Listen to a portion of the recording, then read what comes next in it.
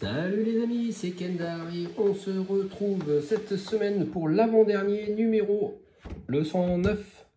Et oui, avec les passages de roues. Voilà.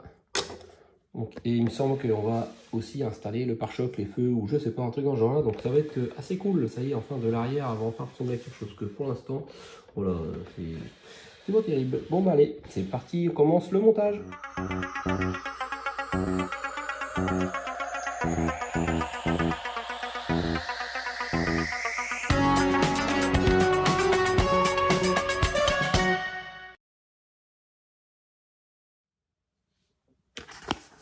Alors, qu'est-ce que l'on installe cette semaine?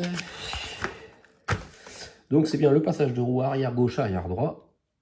Ok, mais à l'étape 1, on récupère l'assemblage final du numéro 98. Donc c'est les feux arrière.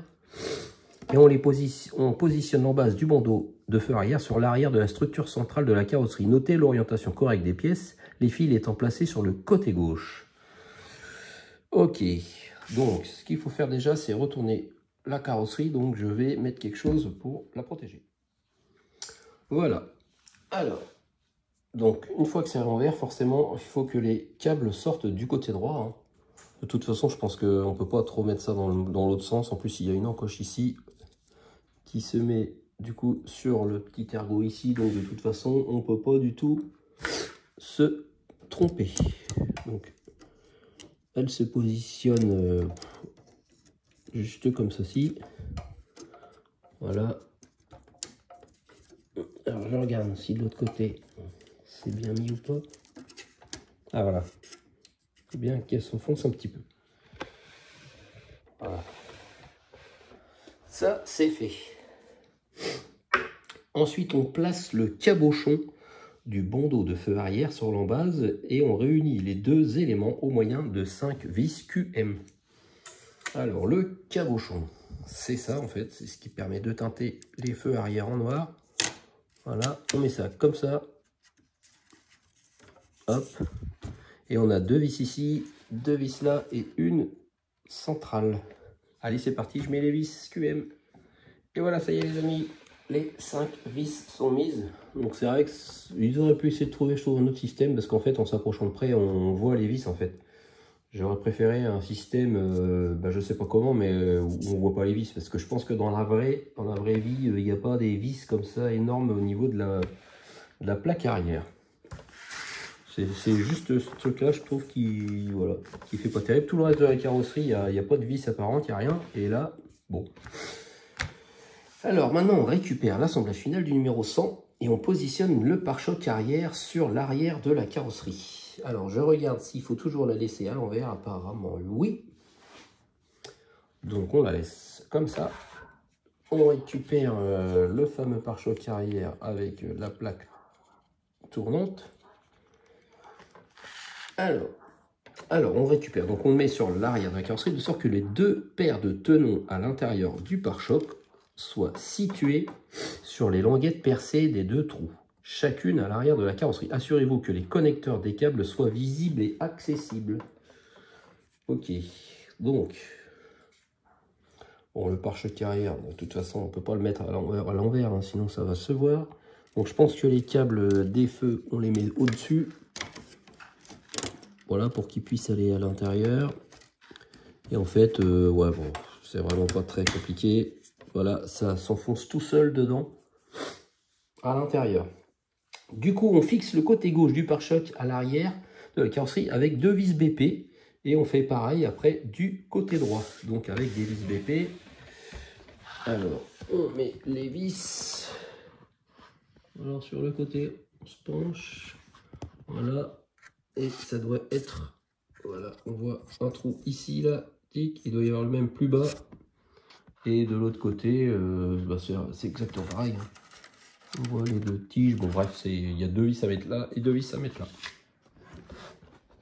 Voilà, ça y est, les vis sont mises. Alors on les voit, voilà, les deux avec deux grises sur le côté.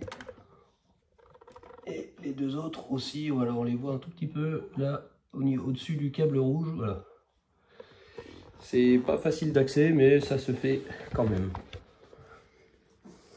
Alors ensuite, on positionne le passage de roue arrière gauche sur l'aile arrière gauche en veillant à ce que les câbles soient visibles et que les connecteurs soient accessibles. Fixez le passage de roue à l'aide de deux vis VM. Ok, donc on prend le passage de roue gauche. Je regarde si c'est écrit une lettre.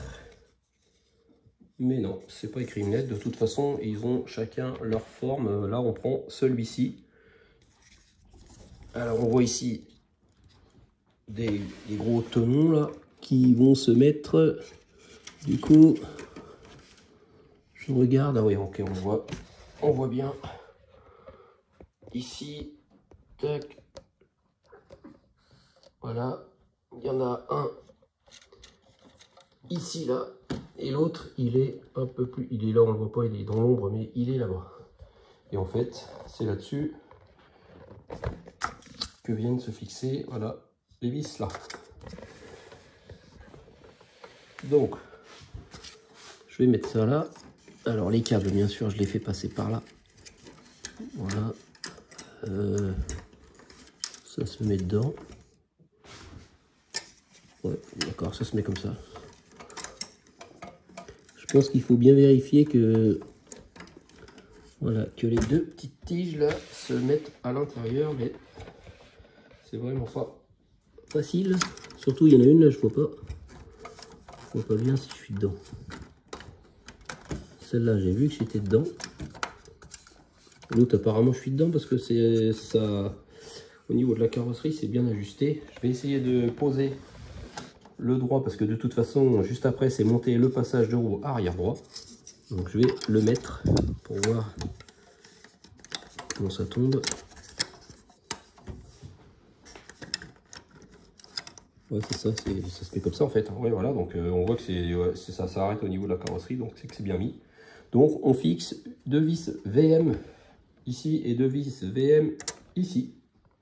Voilà, ça y est, les deux vis sont mises, on les voit bien à la caméra. Voilà, et du coup, voici à quoi ressemble le pare-choc, les feux et le passage de roue arrière une fois monté sur le modèle. Donc, voilà, niveau carrosserie, on a tout installé. Alors, je fais attention à mon capot parce que avec les charnières un petit peu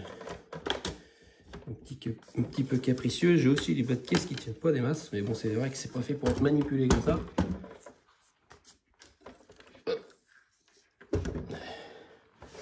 Bon ben voilà, ça y est, enfin, ça rend pas mal. Mais bon, c'est vrai quand même que les vis, ils auraient pu trouver un autre système, je trouve. Donc ça y est, le 109 est terminé et on se retrouve pour la dernière vidéo. Et oui, depuis plus de 2 ans que j'ai commencé, ça y est, enfin le dernier numéro, le numéro 110, avec des petites pièces. Alors ça, je ne sais pas du tout ce que c'est. Je ne peux pas vous dire, je ne vois pas du tout ce que ça peut être. J'ai l'impression que c'est à l'intérieur parce que c'est beige. Il y a pas mal de vis. Il a l'air d'y avoir des bandes autocollantes. Bon, ça, j'aime pas trop parce que ça tient pas des masses. Et ça sera le dernier numéro. Donc on va enfin réunir les deux, le châssis et la carrosserie. Alors aussi, j'ai un petit problème. Je ne sais pas si on peut appeler ça comme ça. Mais vous vous souvenez, quand j'ai fait l'unboxing, il y avait une petite feuille en raison d'une imperfection de la conception des panneaux d'habillage. Et en fin de compte, on avait des nouvelles pièces à remplacer par les nouveaux panneaux fournis dans ce numéro. Il y a ça, ça et les vis. Sauf que dans mon carton, vous pouvez voir la vidéo, je n'ai pas de sachet avec ces pièces-là en fait. Donc j'ai bien le guide de montage, mais je n'ai pas les pièces. Voilà, je pensais que ça serait aussi peut-être dans celui-là, mais non. J'ai cherché partout, j'ai pas vu mes petites pièces, voilà, des nouveaux panneaux intérieurs. Alors je sais pas ce qu'il y a au juste comme modif par rapport à l'ancienne et les nouvelles. Ben, je vais essayer de tenter avec ce que j'ai et on verra bien. Et si on voit que ça pose problème, je contacterai Altaïa pour qu'ils me redonnent enfin ces pièces-là. Donc voilà, j'espère que ça posera pas de problème, on verra. En tout cas, on se donne rendez-vous la prochaine fois pour le dernier numéro, le 110. Merci de m'avoir suivi les amis. Salut, salut!